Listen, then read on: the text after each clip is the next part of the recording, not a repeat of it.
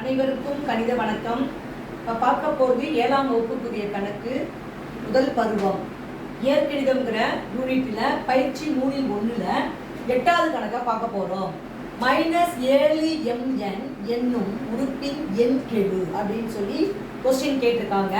இந்த கணக்கை பொறுத்த வரைக்கும் -7mn கொடுத்துருக்காங்க. இதனுடைய எண்கெழுன்னு கேட்டிருக்காங்க. எண்கெழு அப்படின்னு கேட்டாவே இந்த கணக்கை பொறுத்த வரைக்கும் மாறிலி என்ன இருக்கோ அதுதான் வந்து எண்கெழு.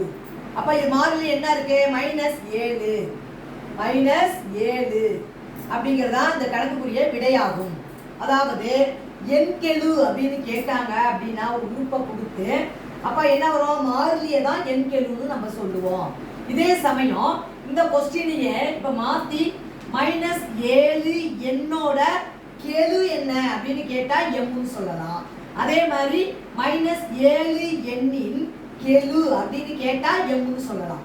ஆக எண் கெழு அப்படின்னு கொஸ்டின் கேட்கப்பட்டிருக்கு. அப்ப மாறிலி உறுப்பு இருக்கு பாத்தீங்களா, அதுதான் வந்து அந்த கேள்விக்குரிய விடையாகும். இந்த கணக்கை பொறுத்த வரைக்கும் -7 என்பது சரியான விடையாகும். புரிஞ்சுங்களா?